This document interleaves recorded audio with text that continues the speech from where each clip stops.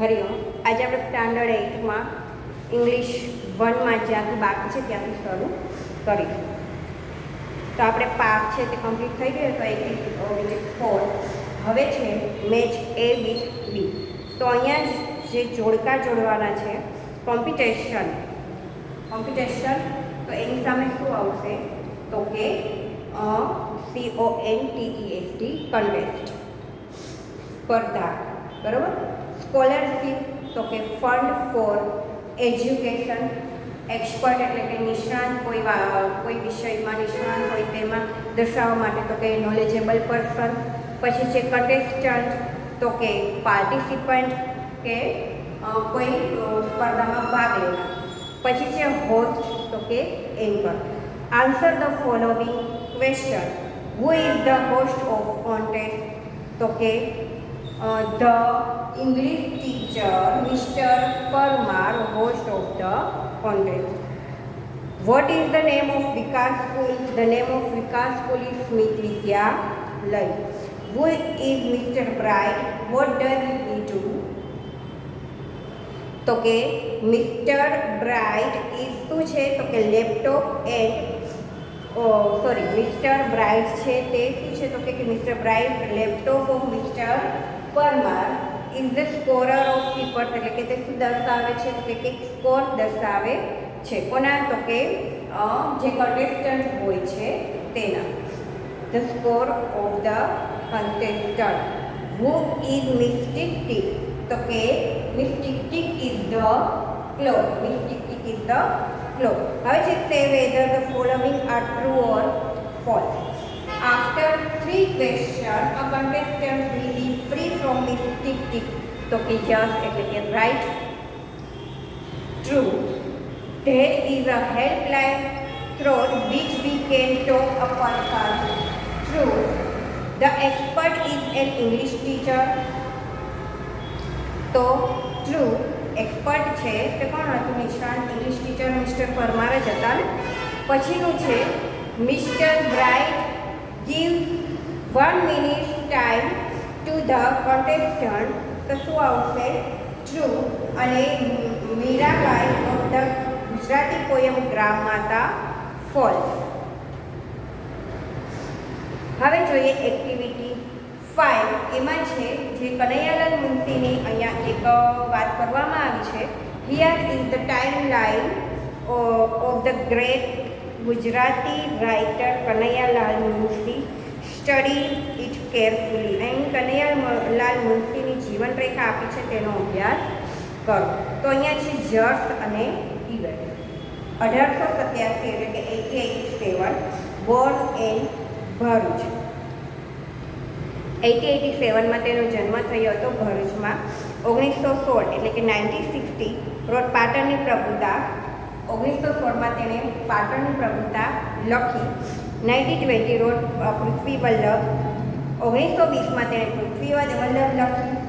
1930માં લોકમુદ્રા. 1938 founded ભારતીય વિદ્યા ભવન એટલે કે ભારતીય વિદ્યા ભવનની સ્થાપના કરી. પછી છે 1937-40 remained the Home Minister of Mumbai, State Agent General of India in Hyderabad State and elected member of the Legislative Council એટલે કે કાયદાના ઘડતર group. 1952-53 remained Minister of Agriculture એટલે કે કૃષિ ઉત્પાદન. બરાબર. 1952-57 remained Government of Uttar Pradesh. તો અહીંયા કનૈયાલાલ મુનશી વિશેની વાત કરવામાં આવી હતી કે 1887માં તેનો જન્મ થયો. તો 1952-57માં તે શું હતા ત્યાં સુધીનું તે અહીંયા બતાવવામાં આવ્યું છે.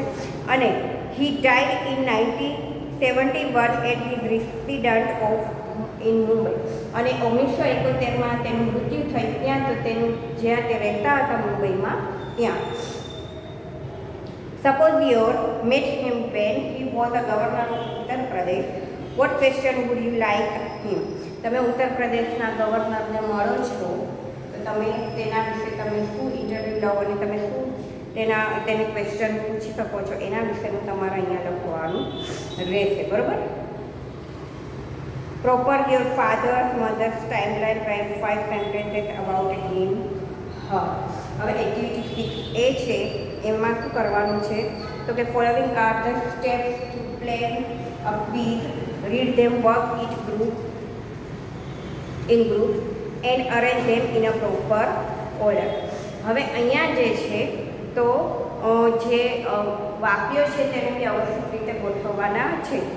પહેલું વાક્ય કયું આવશે? અહીંયા લખ્યું છે make a group of 3 or 5 friends, decide question for each round, select a scorer and quiz master, give a name to each group, list question and their answer, fix the time for each answer, give a unique name to each round, decide the point for each question, categorize the question to each round અને લાસ્ટમાં છે play the quiz.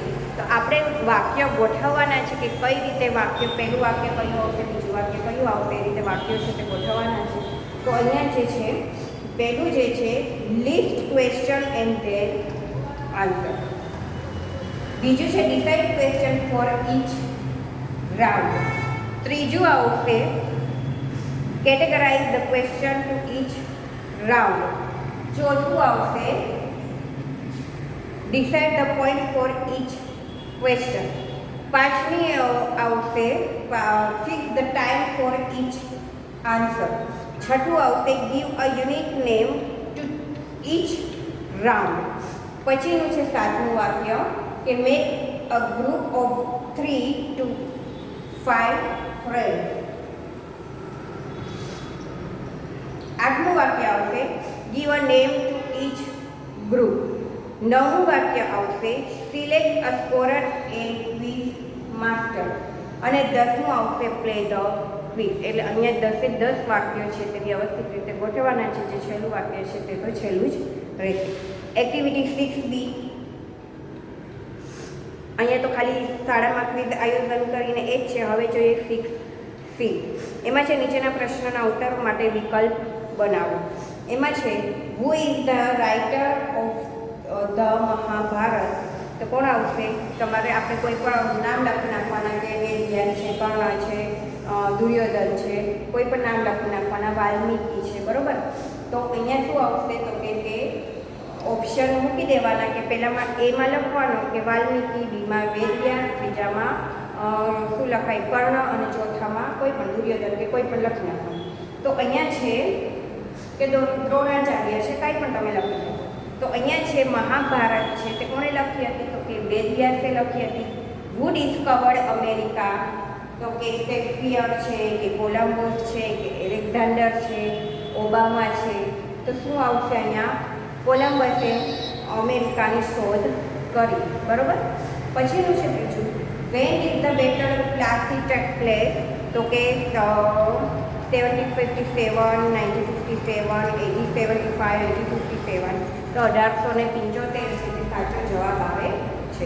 હવે છે activity 6D. પછી છે now from question for the option given below. હવે એમાં છે ઓપ્શન આપ્યા છે, આપણે તેમાંથી પ્રશ્ન બનાવવાના છે. The Tapi, the Mahisagar, the Narmada અને ધ વાત્રક. તો અહીંયા શું બનશે? સૌથી લાંબી નદી કઈ છે ગુજરાતની? Which is the longest river in Gujarat? Which is the longest river in Gujarat? તો કઈ આવશે? નર્મદા. બરોબર. પછીનું છે કલ્પના ચાવલા, સુનિતા વિલિયમ્સ, રાકેશ શર્મા, જુડી ગેગરી. તો અહીંયા ઘણા બધા પ્રશ્નો બની શકે છે કે who is the first Indian women got in space? First Indian women એટલું લખીએ તો કોણ આવશે? કલ્પના ચાવલા આવશે. Who is the first Indian women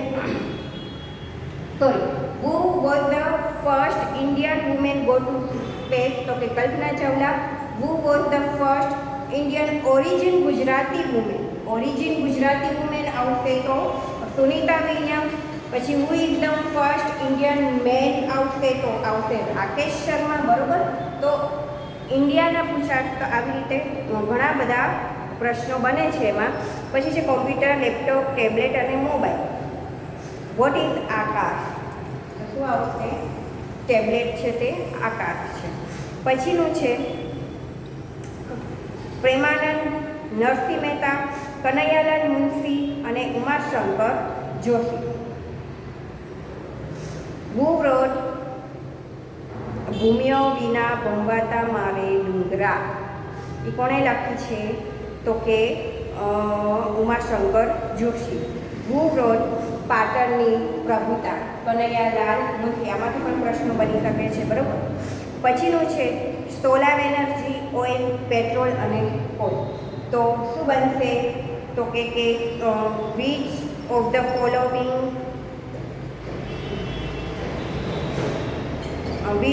following is generated from the sun rays? Solar energy, બરાબર. એ રીતે તમે બનાવી શકો. પછીનું છે સીએનજી, પીએનજી, એલપીજી અને પેટ્રોલ. તો એમાં પણ બનશે કે which of the following is use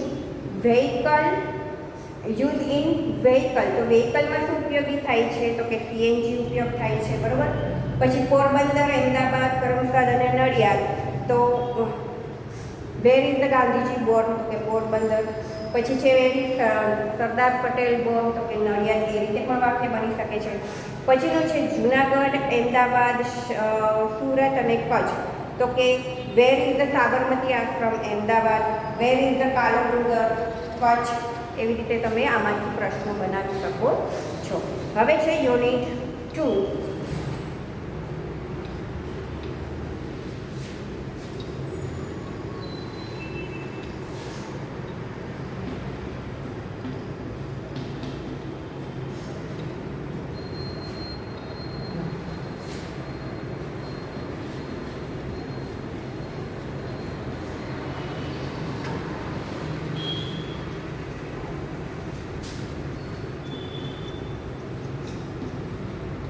Learn more, be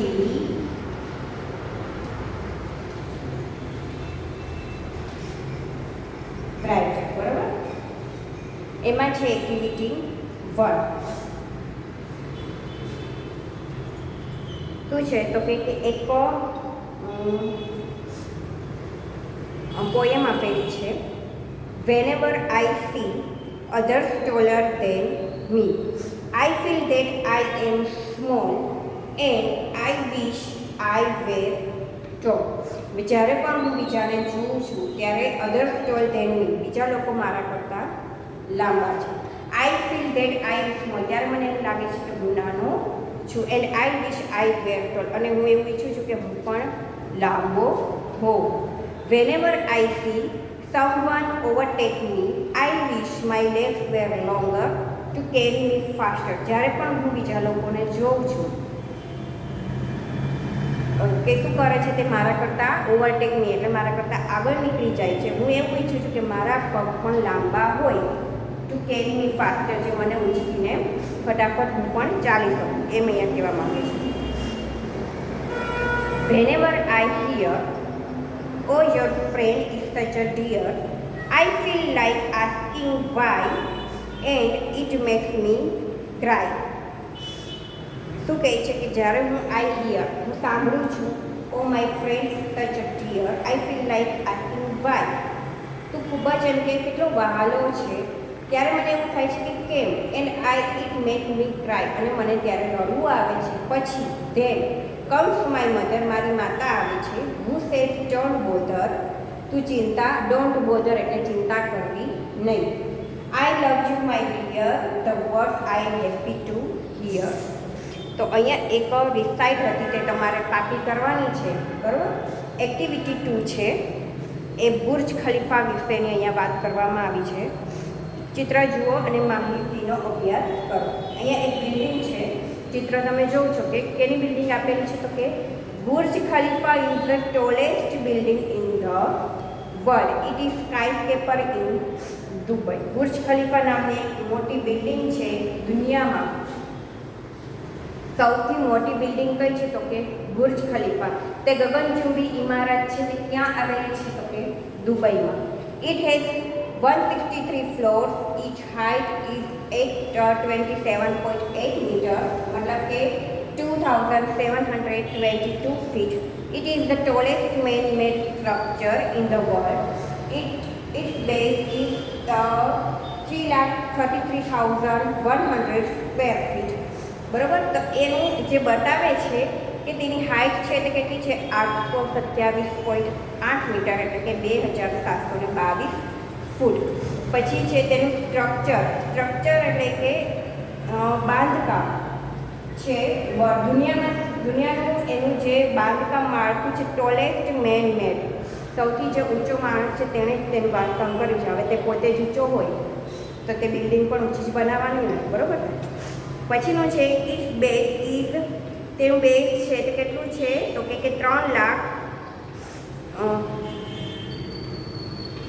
3,33,100 square feet છે.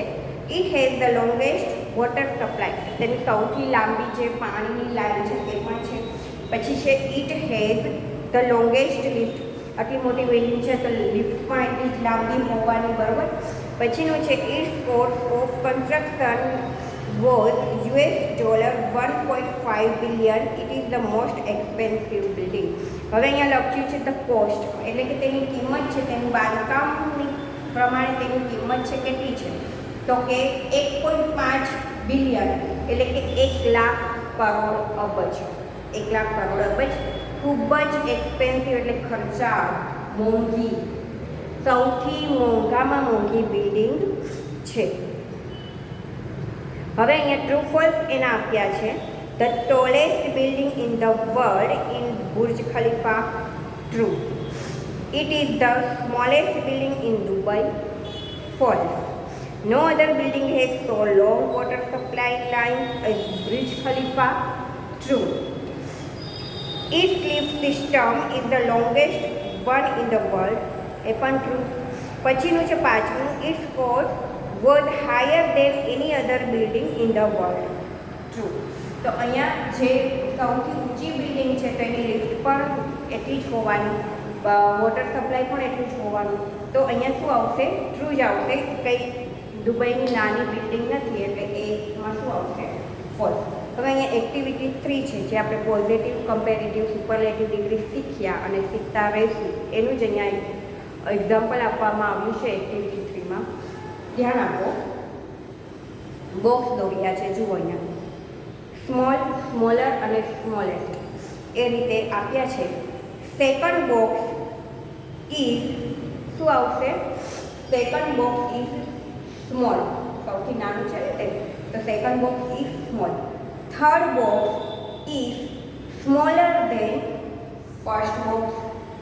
Second box is the smallest. 3 degree આવી ગઈ અહીંયા. કમ્પેરેટિવ આવી ગઈ, સુપરલેટિવ આવી ગઈ. Second box is the smallest of all boxes. પછીનું છે the apple tree does not have thick trunk. પછીનું છે the trunk of the mango tree is thicker than the apple tree. અને લાસ્ટ છે the banyan tree has the thickest trunk of all the tree. તો અહીંયા જે છે question એમાં પણ શું આવ્યું? તો કે પોઝિટિવ અને કમ્પેરેટિવ ડિગ્રી છે, બંને આવી ગઈ. હવે પછીનું છે અર્ણવ ઇઝ શોર્ટ બોય. અહીંયા તો ચિત્ર પણ આપ્યા છે તો તમે એમાંથી જોઈ શકો છો. Arnav is short boy. Aditya is short boy, Aditya is shortest boy in class. Yuvraj is shorter than Arun. Short એટલે પદમાં નીચા, બરાબર. હવે છે એક્ટિવિટી 4, જે આપણે તાનસેન અકબરની વાત કરી હતી, તાનસેન અને અકબરની વાત કરી હતી તેનો જ પાર્ટ છે એક્ટિવિટી 4. Songs of songs. તો અહીંયા મેં તમને આના સ્પેલિંગ પણ લખાવી દીધા છે. પાઠ આપણે 2 વાર તો ડીસીમાં જોઈ લીધા છે, 2 વાર આવી જ રીતે મેં ચલાવી દીધા છે. ટોટલ થયા 4 વાર અને આ ચાલે છે હવે 5મી વાર. હવે છે your teacher will read the following story for you. Listen to your teacher and then read the story silently. Song of songs એટલે ગીતોનું ગીત. હવે અહીંયા છે the great ruler of India Akbar had 9 gems in his court. The great ruler of India એટલે કે મહાન શાસક, ઇન્ડિયાના એક મહાન શાસક અકબર હેડ 9 જેમ્સ ઇન હિઝ કોર્ટ. ના દરબારમાં, અકબરના દરબારમાં 9 રત્નો, જેમ્સ એટલે કે રત્નો હતા. The 9 gems were the greatest in their own field. એ 9 જણા 9 રત્નો હતા. તે પોતાના જે ફિલ્ડ, પોતાના ક્ષેત્રમાં તે મહાન હતા. One of them was Tansen, a great musician. એમાંથી એક તાનસેન હતા, તે એક મહાન ગાયક હતા. He played different types of musical notes for the king. તે અલગ અલગ ક્ષેત્રમાં અલગ અલગ પ્રકારના સંગીતના સૂર છે તે રાજાની સામે રજૂ કરતા. He played rags like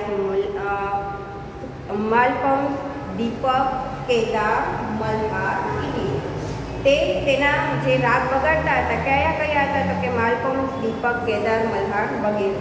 Tansen made sum innovation in Malhar રાગ એન્ડ ક્રિએટ મિયા મલ્હાર રાગ.